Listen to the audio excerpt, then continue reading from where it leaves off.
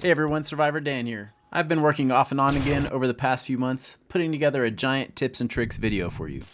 Every time I make progress on it, the devs decide to patch the game again. So I've decided to split it into 3 parts and give you part 1 today. Hope you enjoy. Someone told me a secret about landmines. You know, I've heard that you can harvest landmines with a wrench. Let's try that out. How about an axe? A ratchet? Impact driver? Seriously though, there is a way to harvest these. Under perception, you can put points into the Infiltrator perk. Each level will let you pick up different landmines. After level 4, you can pick up each type. Level 5 just increases the delay in damage in setting them off. Now it will say press E to pick up. The wrench still won't work. Now you'll have the ability to pick up landmines you've placed as well. Now that you can pick up mines, here's some great locations to stock up. Red Mesa has the most with 200 hubcap mines. Next up is Fort Bags with 74 air filter mines. Fort Quonset with 41 hubcap mines. Fort Camo with 38, and Fort Chapa with 11 air filter mines. And don't forget, if you have chunk reset enabled or take any quests here, it will respawn the mines and you can loot them again. If your health is full, birds will ignore you. If you're missing a little health, they'll still ignore you. But if you're missing 20% or more of your health, they will attack you. You may already know that you can throw rocks or even snowballs to distract zombies, which is great when you're weak or injured or just don't want to get in a fight. But did you know they also completely ignore you until they reach the rock? This includes walking by them, sprinting, or even shooting a gun. It's like it never happened. This is really apparent when you distract a slow-walking zombie. Now there are a few downsides to the snowballs.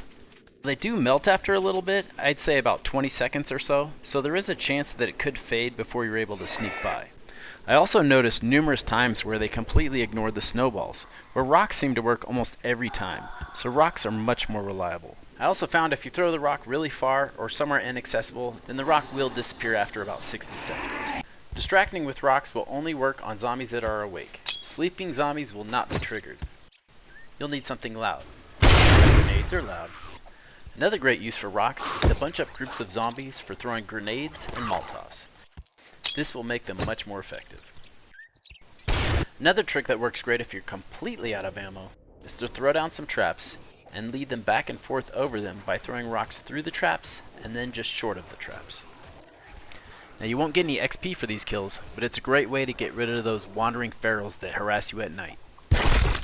You may already know that sprinting and jumping on a sprained or broken leg will increase the time to heal and cause you to lose health. Same goes with power attacks and range attacks on an injured arm. There is a fix for that. Steroids will prevent you from taking damage from the injury and from the timer increasing. Here's one I just learned recently. You can hide the version number by opening the console and typing in version UI. Credit to Double G for that one. Next up, shooting guns underwater. If you ever saw this video, I tested all the different weapons underwater and found that regular bows wouldn't work underwater and all firearms wouldn't work underwater. Only the crossbow and compound crossbow would work. As of 2.0, all weapons now work underwater. I did place a bug report like 3 weeks ago, but I've heard nothing back. So I'm guessing they just want to keep it this way. So for now, you can use all your ranged weapons underwater. Well, almost all of them. Let's check out thrown weapons. You can't pull the pin of a grenade underwater, but you can throw it. You can pull the pin out of water, throw it underwater, and it works as intended. Time charges work the same way. You can't set them underwater, but you can set them out of water, go back underwater, throw them, and they will explode. Molotovs can't be lit underwater. How about if we light it outside the water? Nope, extinguishes it. That makes sense. Dynamite and pipe bombs work in the same manner. Next up we have the chainsaw. It works underwater. How about the auger? The auger works too. Logic fails us again. Gas generators and power banks won't work underwater. However, you can set them up on the shore and run the wires underwater. Wondering about turrets? The robotic turret works great. The robotic sledge works as well. When it comes to wired turrets, the shotgun and the machine gun turrets work great. As for electric fences, I bet you thought they wouldn't work underwater. Well, they do. Oh, and dart traps? They work underwater as well. Don't want to get ambushed while doing a buried treasure quest? Normally after digging a number of blocks, the circle will shrink and zombies can spawn. To avoid this, dig out the hole before beginning the mission, click the icon, and boom, there's your box. No zombie spawns. A good way to save yourself a lot of digging is to put a pole in each cardinal direction, dig enough to make the circle shrink, and see what direction and how much the circle moves. For example, the bottom of this one moved up a lot and the top didn't move at all. This tells me it's going to be at the very top of the circle. Left and right both moved about equally, so now I know it's going to be in the very center. And here it is, right under the pole. This can save you a ton of time on the higher tier digging missions, like this tier 3 one that is 17 by 17 cubes across. Now if you combine the pre-digging tip with dynamite, you can have your treasure in just seconds, and no zombie spawns while digging. This typically only takes 3 sticks, but it does make quite a bit of noise. But it's great if you're in a hurry. Here's how to kill zombie bears and direwolves on day 1. All you need is a stone axe and some wood. First thing you do is find a nice level spot and lay them out in a pattern like this. For the direwolf, I recommend at least a 4x4 pattern and 5x5 for the zombie bear. Now these traps have a snare effect that slows them down and causes bleeding. So what I like to do is have them walk along the edge till they get to the second to last spike and then turn to the next corner and wait for them to come again. Then just rinse and repeat for the whole fight. Obviously you could speed this up with firearms, but I just want to show you that it's viable with no weapons. Next up we have the zombie bear, which is much more dangerous. One hit will probably kill you.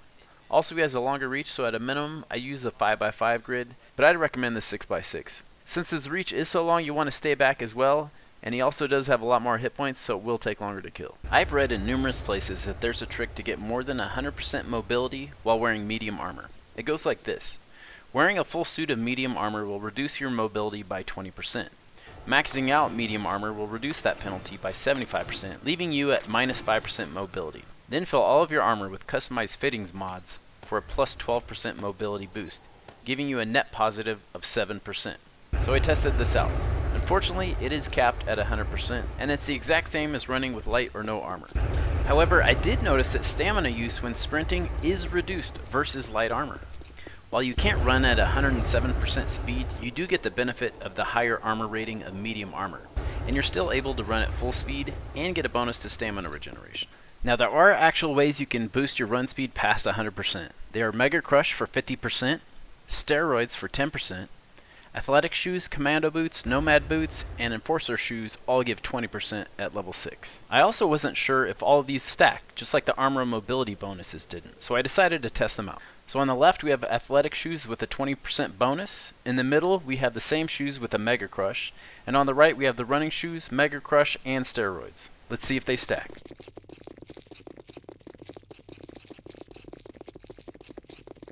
And they do stack.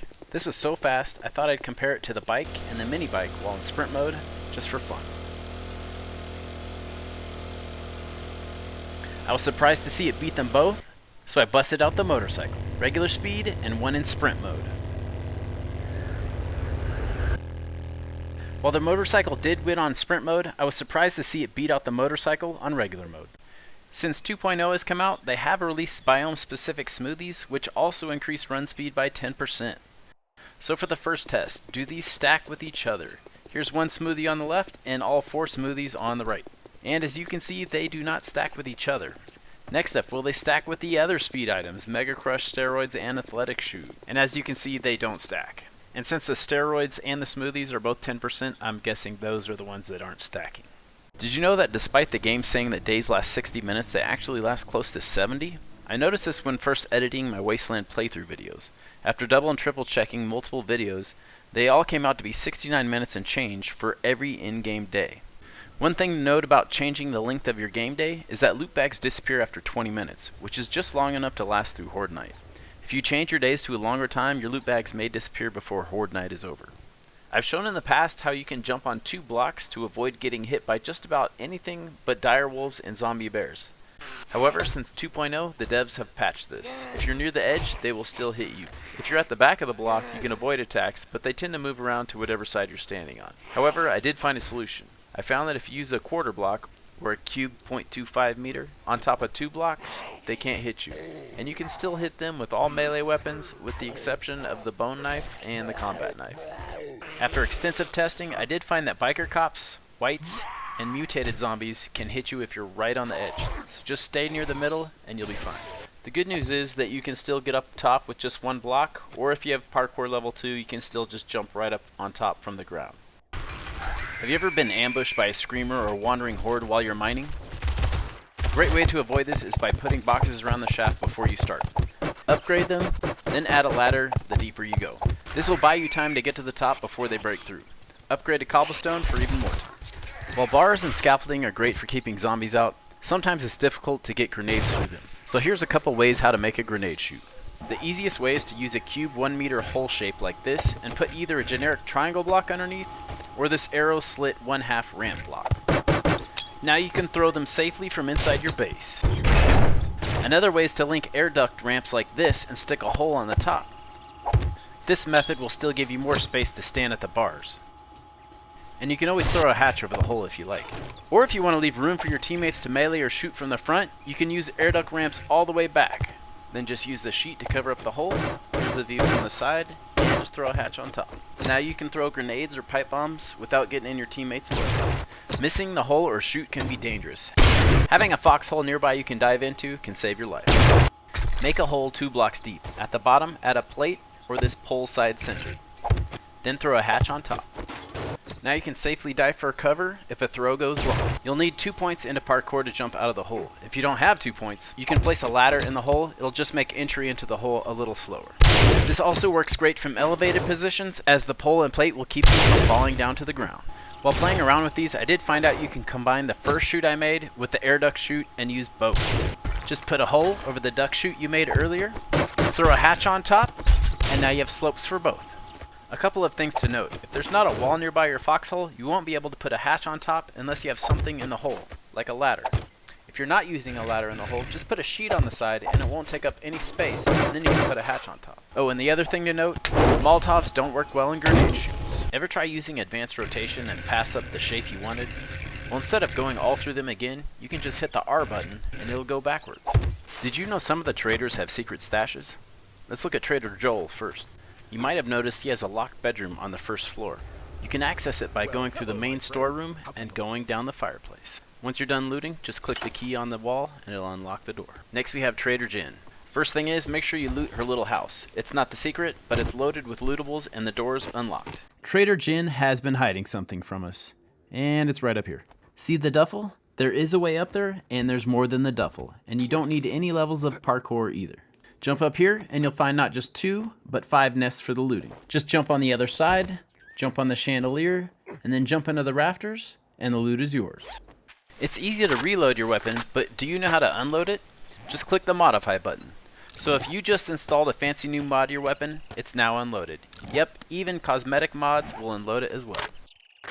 Did you know that non-primitive weapons, armor, and tools have stats that can vary slightly?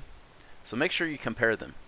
Just remember that primitive items have stats that don't vary, so don't bother remaking them or comparing. Now I read on some forums that the variability is plus or minus 15%. However, that number is outdated from a previous patch or wrong.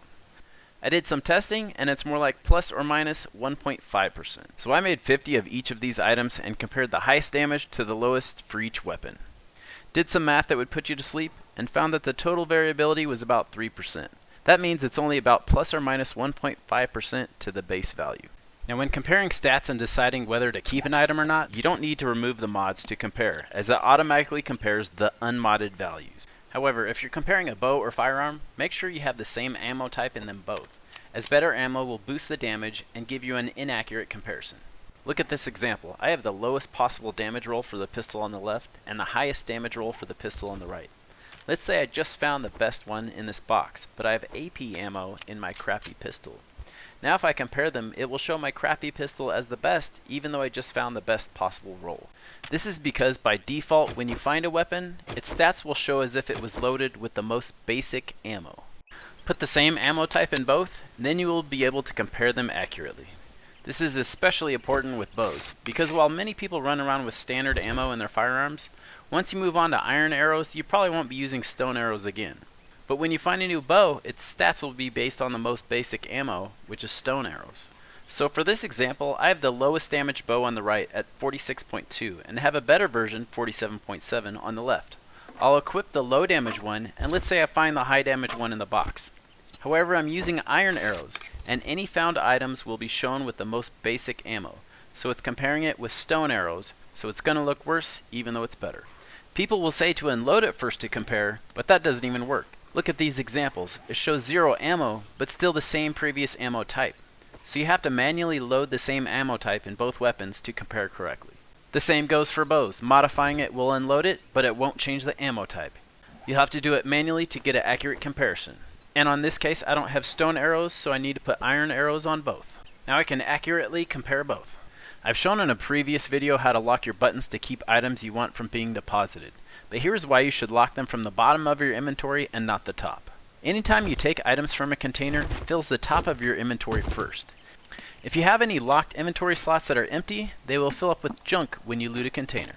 Instead, lock the slots on the bottom of your inventory. Now your locked inventory slots won't get cluttered with junk. Ever have to deal with uneven ground when trying to build a base? Instead of trying to dig it with a shovel and make it even, just lay down building blocks all around and pick them back up. This will flatten any terrain that is about 1/3 of a block high or lower. If you need some food, try to hunt at night, as deer no longer spawn during the day and now only spawn after the sun goes down. Before killing game, kill any zombies nearby or they will eat your kill. Or just use them as bait and make your getaway. And that's all the tips and tricks for today. Do stay tuned for parts 2 and 3, which are almost done and I'll be posting up soon. If you enjoyed this video, don't forget to like and subscribe, and be sure to check out these other videos.